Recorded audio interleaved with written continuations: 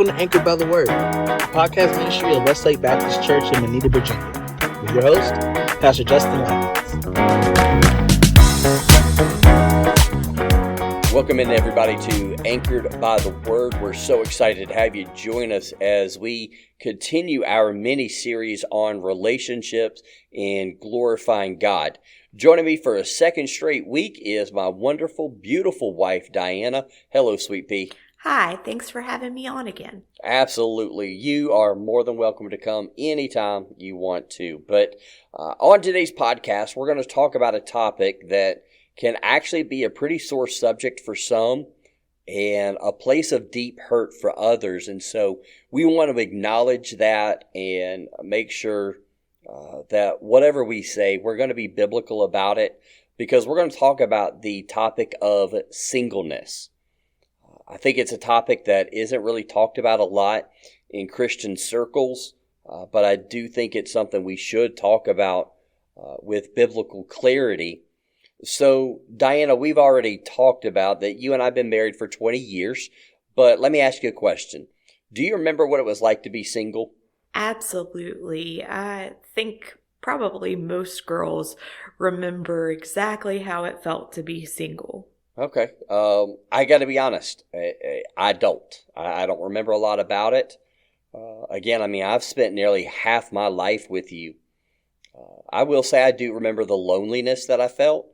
I was a little bit older when you and I started dating and then got married, so I remember something must be wrong with me since I wasn't in a relationship. Actually, for a few years before you and I got together, I somewhat remember thinking that maybe I was going to be single for the rest of my life, because by the time you and I started dating, a lot of the people I knew, they were already married, some having kids, and so my thought process was, well, if it hasn't happened by now, it's probably not going to. Seems like maybe you remember a lot more about it than you thought you did. That's possible, and that happens quite a bit with me. Listen, if you had a head the size of mine, a lot of information get lost in there too. So let's go ahead. Let's jump into our topic for today. And the first question I want to ask is probably kind of a strange one, but it would be this. How can a person know if God's calling on their life is for them to be single? For me personally, that's a really difficult question. I think in church circles today, a lot of people just throw around the word calling. I was called to do this. God told me to do that. And God absolutely speaks to his children, but I think sometimes that word is misapplied because there have been a lot of times in my life where if you had asked me, I would have absolutely told you, God called me to do this or that. And then looking back in hindsight, I go, maybe it wasn't so much God as it was Diana really hoping God would approve of it. So as far as being called to be single, I don't know. That's a really difficult question for me. I get it. When we talk about the word calling, I share your trepidation for it. I think a lot of human and sometimes even sinful decisions have been done under the guise of, well, God called me to do this, or God told me to do that. And honestly, if I'm 1,000% honest, when somebody comes up to me and says, well, God told me to do this, I get a little nervous. It's not that God doesn't tell people to do stuff. Don't misunderstand that. But again, I think kind of what you were saying is sometimes we want to do something, and so we want to make it sound a little more spiritual. So we're like, hey, God told me to do this. But I think the way I would answer that question is, honestly, if you don't get married, I don't know apart from that if we could really know that God is calling us to be single. I think every person, until God tells you or reveals to you that you're going to be single, I think everybody should pursue marriage. Marriage is good. It's honorable in God's sight. But I also think we have to be honest that nowhere in the Bible does it say that God has a person out there for everyone. I think that's a Hollywood romanticized idea that just frankly isn't true. In fact, Paul says in 1 Corinthians 7, he says, I wish that everyone was like me. Now, in that context, he's talking about singleness. Now, there's plenty of debate on whether or not Paul had been married. Was he a widower, or had he always been single? I'm going to leave that debate alone. But at least as he is writing to the church of Corinth, he was single. And he said what he said because he goes on to say, when you're single, it frees you up to focus on the things of God instead of having your attention divided between a spouse and a family if you have kids and what God is really calling you to do. In no way was Paul devaluing marriage or saying that you shouldn't get married. We can see in his writings, often he's saying the exact opposite. He was just simply acknowledging that some people aren't going to get married, and that doesn't have to be a bad thing. I think the way we look at it is our life is about God. We were created by Him and for Him. And so whether you're single, whether you're married, divorced, widowed, have kids, no kids, whatever, the purpose in life is to glorify God. And so I think that's what we have to keep in mind there. So let's talk a little bit now about what are some of the dangers of dating in today's world. And I think what made me think about that is, of course, we have 4 kids, and our oldest is down in college and all of that. So what do you think are some of the dangers of dating in today's world? Well, honestly, I think the dangers have changed an awful lot since the two of us were dating. So it's kind of hard for me to answer that question. But when I think of it in light of our children, the biggest thing is, do they really know who they are involving themselves with? In today's digital age, when so much of dating or getting to know a person is through a computer screen or even through texting on your phone, it's easy to disguise who you really are. And that's something that you can do even if you meet someone face to face. Not everyone is honest, but I think you get more of the truth face to face than you do sometimes through screens. And so that's a concern for me as a parent. Absolutely. You and I will return to this concept of online dating apps and things of that nature in just a little bit. But there's so much truth to what you're saying when we talk about, do we really know who we're talking to when we're online or on an app? For me, there's a few different dangers. One of them is if we forget that we're physical creatures. God created and designed men and women for sexual intimacy within His parameter of marriage. There's always a lot of talk that women are more emotional creatures and they want emotional closeness, whereas men just want sex. Now, there are certainly relationships where that is true, but I don't think it's a universal truth. Both men and women desire a certain level of physical intimacy, and that again is a great thing because it's a gift by a good God, as long as we open that gift in the only way that God has prescribed for us to, and that's within marriage. And so I think we have to be really clear here. Any sexual intimacy, and this is more than just sexual intercourse, this is any form of sexual intimacy outside of marriage is sinful according to God. I think it's something we've lost sight of, and I know you and I have talked before we recorded that the desire for intimacy is there for both men and women, but maybe the motivation behind for both of them is a little bit different. So, what would you say is the motivation for a lot of ladies, maybe in wanting that emotional closeness, but that physical intimacy? For ladies, I think that a lot of that motivation comes from insecurity. And obviously, not every woman is insecure. Some women are very secure. But for me personally, I was not happy with my body type. I really wasn't even happy with who I was as a person. And I needed validation from someone else that I was worthy of love, that I was accepted.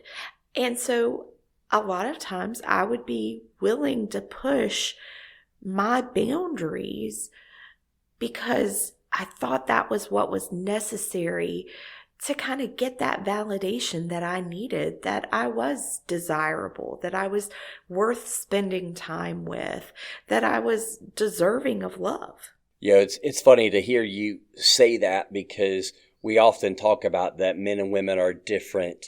And certainly there are plenty of differences between men and women, but I think insecurity is often a driving factor for the guys as well.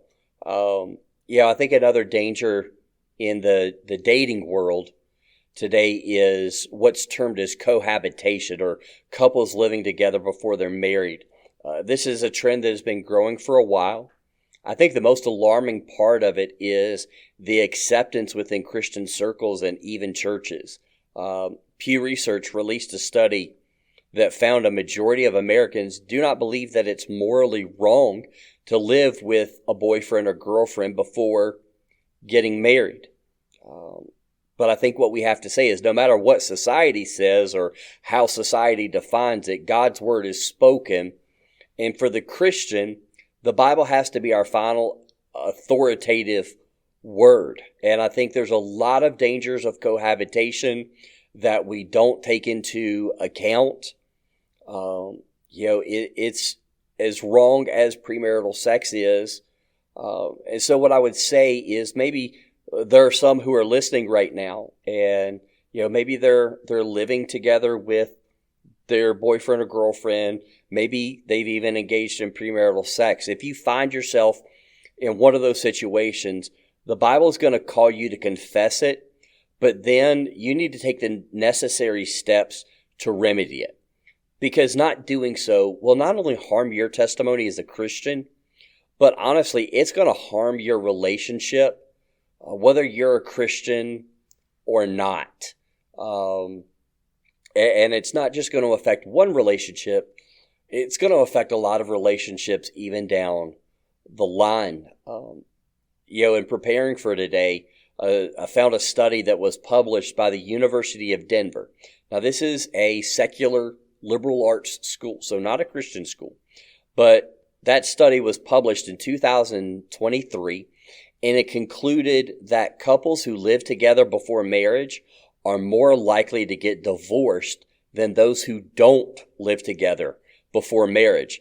I think if people took an honest look at that, they would be shocked to find that, because one of the biggest reasons people say, well, we're going to move in together, is they want to find out, are we compatible before we go all in?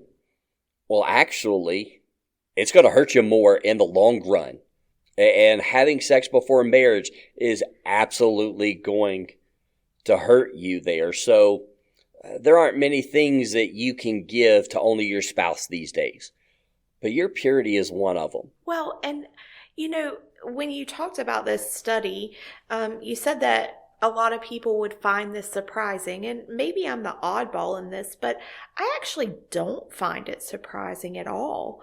And I think maybe this is just my opinion, but I feel like the reason for this is that couples who are willing to live together before marriage maybe don't hold tight to the Christian morals and values. And so they're willing to live together before marriage to see okay, are we compatible with one another? But we have an out. I believe they take that mindset into their marriage. Well, marriage is only as binding as a piece of paper. So I think it's not so much that living together makes them more likely to end, but they carry that same mindset from the dating relationship over into the marriage. Whereas people who choose not to cohabitate before marriage, maybe they're entering into it with a different outlook from the start. Yeah, that's a really great point. Again, we talked about last week in our marriage episode that when we do premarital counseling, one of the first things that I tell people is you need to take the divorce card off the table because it is way too easily played, and it goes into our level of commitment, and that to me is kind of the bridge between that and cohabitating with one another is what's my level of commitment there. But I think absolutely, when we talk about intimacy, sexual intimacy before marriage and how that affects, even if you manage to marry that person, how it affects, because a lot of spouses talk about having jealousy issues or comparison issues with their spouse, especially if they were sexually intimate with somebody that was not their spouse. Well, and beyond the jealousy or comparison issues, I think that you can also have issues of guilt. If you are a believer and you chose to have sex before marriage and you are convicted that what you did is wrong, that guilt that you feel over it can then be carried into other relationships where then you struggle with the physical intimacy side because just the act of physical intimacy reminds you of the guilt and shame for your past choices. Absolutely. And of course, we know that with sex comes the potential for disease or unwanted pregnancies. And frankly, if you want to put a strain on your marriage out of the gate, have children from another relationship. It doesn't mean that families don't make it work. They make it work every day. But again, this is coming from 19 years of being in ministry and doing counseling and hearing some very common denominators when it comes to marriages that are struggling. And so, I think we have to be careful of what coaches call unforced errors. And those are mistakes that we made that frankly, we didn't have to make. We chose to do it. And so, guilt, man, you hit on a big one right there. You carry that into not just future relationships, but so often I think it even affects your relationship with God because you're sitting here, you're remembering who you are and what you've done. And so you're like, well, how could God love me? How could God forgive me? And so I think these are things that Satan really uses to attack our minds and really damage our relationship and our walk with Christ. So, absolutely. Another issue that I thought about as a danger in today's world of dating is perception. Now, this goes back, we've already said it a few times. I was a little bit older when you and I started dating. Others around me were getting married. And so I thought something was wrong with me. That was kind of my perception. So let me say this to those who are single right now, and maybe you're older and still single. But no matter what, singleness is not a disease. It is not something you need to be cured of.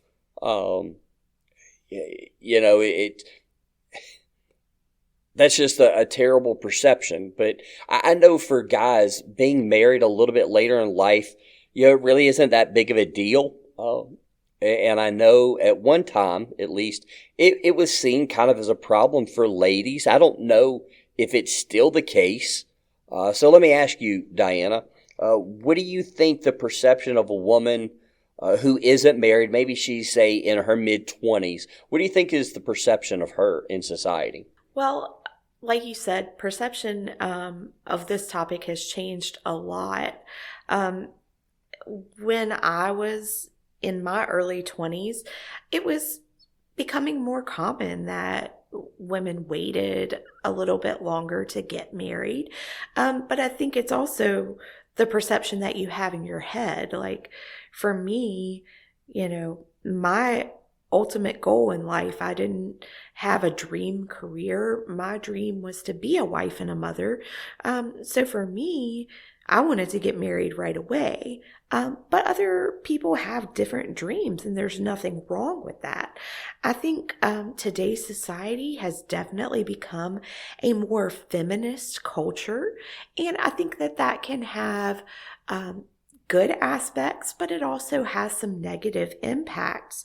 And so one of the changes, I'm not sure that it's either good or bad, is that it's really not frowned upon at all for women to wait longer to get married. Yeah, man, something you said, you talked about the feminization of society.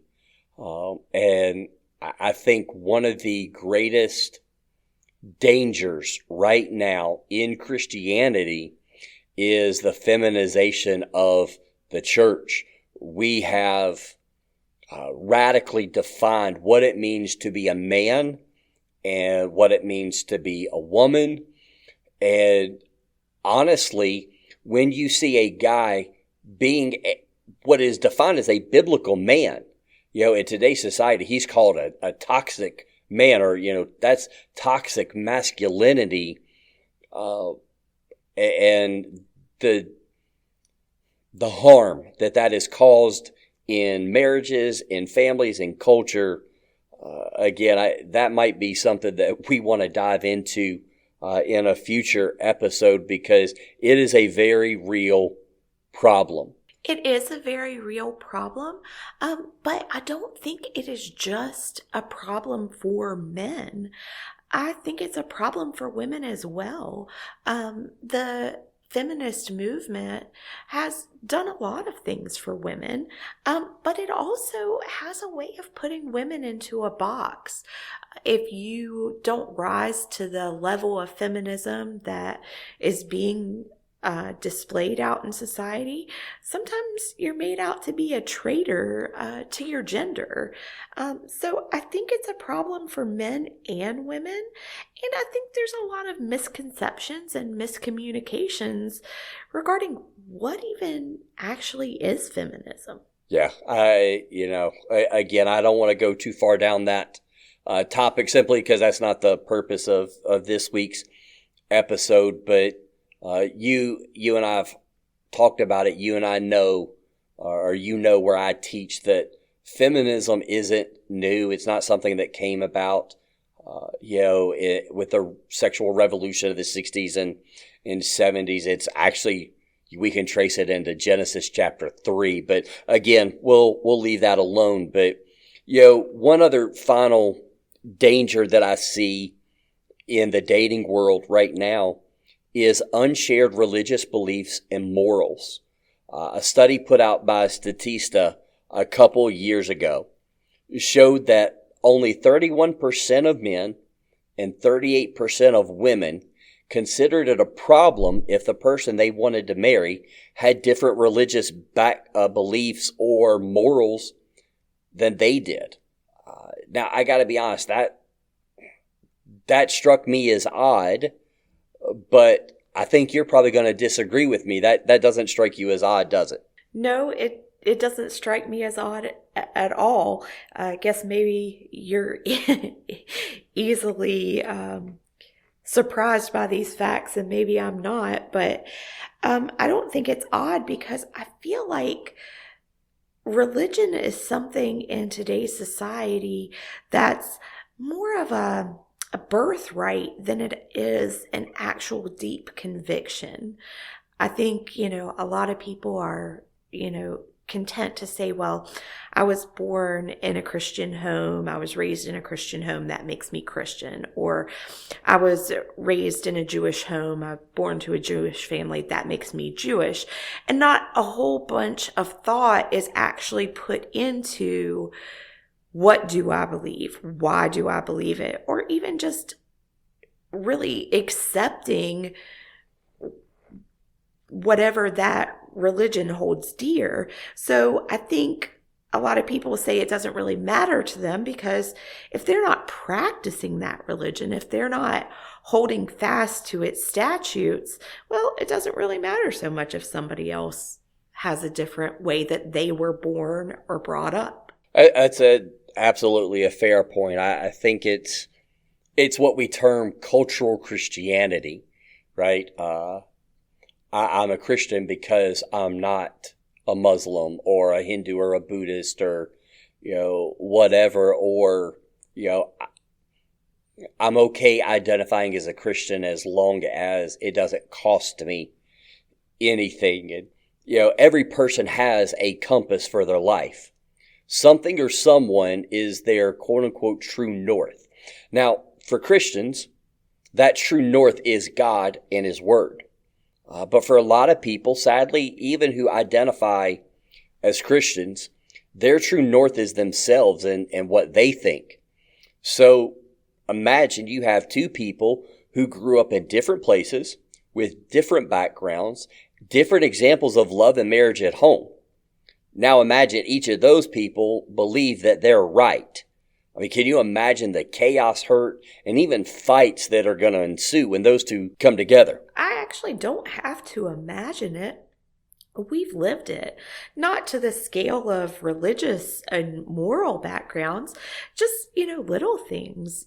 Your family is more introverted while mine is more extroverted. And bringing our two lives together, just in those simple little things, you see a difference. Very true. We're actually going to talk about those differences a little bit, probably next week when we talk about how do we navigate conflicts in our relationships. But let's kind of switch gears for a moment and talk about dating apps. With the rise of technology, there's been a rise in dating apps. Again, in trying to research and be prepared for today, I learned that the online dating market brought in $10 billion, it's with a B, dollars for companies last year. That's just, again, I guess I'm easily amazed by those things, and I probably shouldn't be because our lives are strongly governed by technology. For the longest time, I was able to stay up with technology, but now I guess I'm the old guy and it's kind of passing me by. But with the rise of online dating, there's always that chance, and you've already talked about it, that you can be scammed or what's known as catfished. And this puts people, especially ladies, in some very dangerous situations physically and sexually. And sometimes, you've wanted to get matched with somebody, and when you do, you're so excited that you kind of rush into things and you tend to overshare your life story.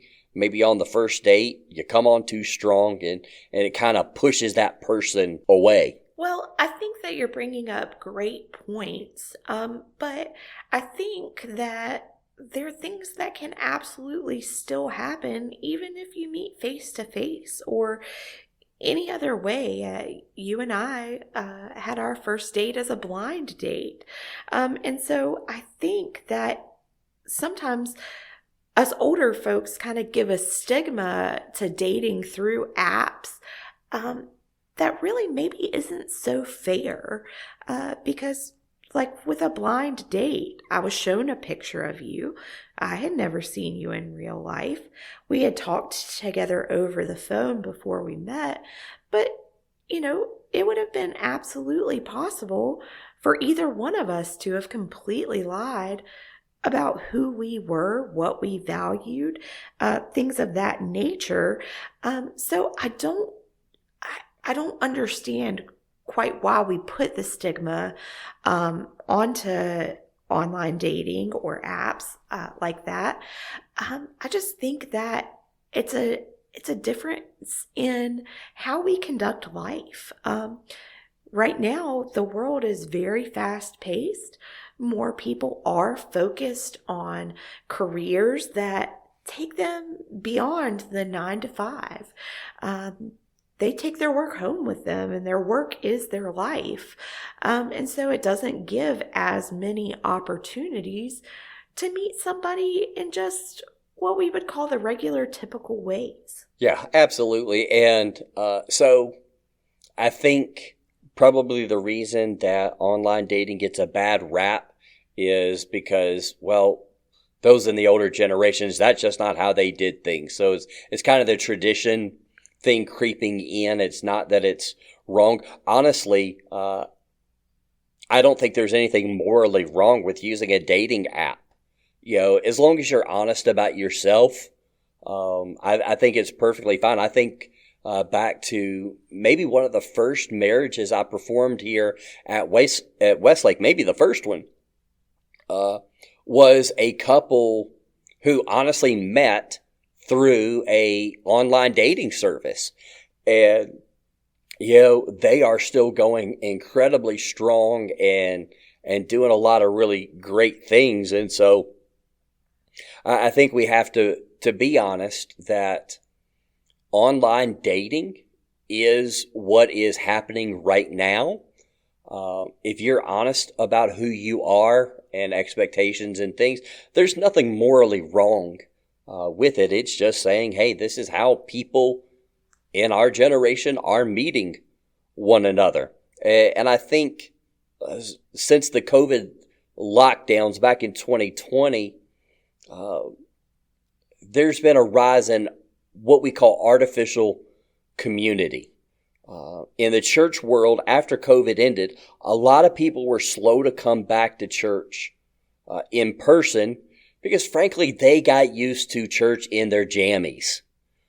You could roll out of bed 5 minutes before service, grab a cup of coffee, or in your case, hot chocolate, turn on YouTube, Facebook, whatever platform your church was using, and you could watch church behind a screen. Now, again, I'm sounding a lot like the old guy today. Online church was good for what it had to be used for, but and this goes along with the online dating as well.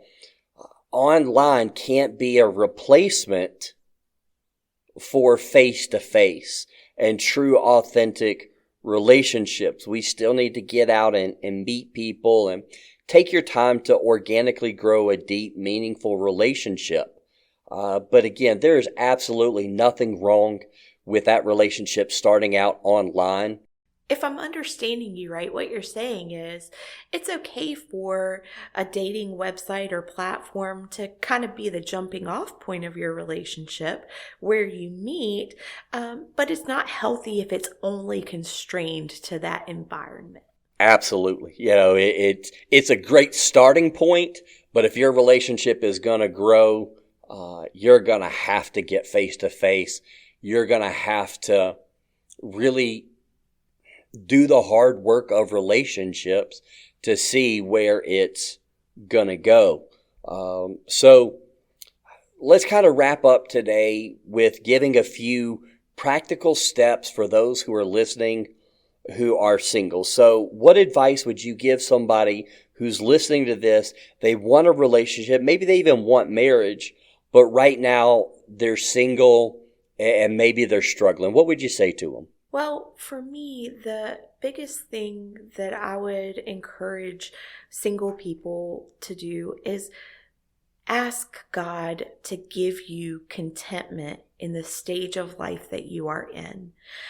I don't believe it's possible to love anyone else well if you don't have a strong relationship with Jesus Christ. So my biggest thing would be to take this time that he has given you to be single, and don't look at it as a bad time in your life or a punishment. Look at it as a special time in your life where you can focus 100% of your heart and soul on connecting with your Creator and Savior. Use this time to ask God who it is he wants you to be on your own. And that way, when you meet someone, another thing that will show you if you are compatible and if God desires you to be with that person is, do they accept the person that you know God made you to be? And can you work together and serve him together, bringing out the best in one another? The other thing that I would suggest is using this time to pray for your future spouse. I believe that God brings people together. I don't believe that there's just this one perfect person, and if you miss the boat with that person, well, you've just missed the boat. I believe that, God gives us choices and he brings different people into our lives at different times. So pray for who he's going to bring into your life. Pray that they have accepted Jesus as their Lord and Savior. Pray that they're working on having a strong relationship with Christ. Pray that they recognize who God created them to be and they're learning to be okay with that. And then pray for yourself. Pray that God would make you the kind of spouse that that person deserves. Look at it as a time to work on and grow the person that God wants you to be, so that when the time is right, it will all just be beautiful. Absolutely. I love every bit of that. So I'm going to piggyback off of your last point there. I think the first thing I would tell is pray. I'm always going to go there first. God is the author of every good gift, James tells us. Jesus himself in the gospel tells us the Father knows what's on our heart, but says, tell him, share what's on your heart. What are your desires? I don't think there's anything wrong with praying, God, I want a spouse if that's what you want for me. And that's kind of the big thing. We need to learn to pray for God's will to be done in our life. I know in my life before you and I got together, I tried to force things, and it led me to make some really dumb decisions, things that I regret. I wasn't trying to ruin my life. I just wanted what I wanted. I was willing to do whatever it took to get that. But what I will say is thank you, Jesus, for looking out not only for me, but also for the young ladies that I dated at that time, but also in a way looking out for you as he was preparing me to become your husband. Absolutely. And I don't want to interrupt you there, but I would just say that, maybe you're single and you've had some bad relationships and you feel like, well, I really messed things up, so maybe this isn't going to happen for me. I encourage you to not feel that way, because if we never made mistakes, if we never had bad relationships, then we probably wouldn't appreciate and value the good ones when they come along. Certainly. I thinking through all of this and talking about the role of prayer in our life. You've heard me say in many sermons, I never knew that Garth Brooks was a theologian, but even he knew to thank God for unanswered prayers and all of that. But it reminds me of the father who had a demon-possessed son in Mark 9. He took his son to Jesus' disciples, and asked them to cast a demon out of his son, but they were unable to. And so when Jesus came down the mountain with James, Peter, and John, the distraught dad took his son over to Jesus and really pleaded with Jesus to help his son. The father says, but if you could do anything, have compassion on us and help us. And Jesus' response was, if you can. That's really Jesus asking the father, do you think I could do something? Or are you unsure yourself? But Jesus continued, all things are possible for the one who believes. And to that, the dad cried out, I believe, help my unbelief. The dad was saying, Jesus, I know you can help my son.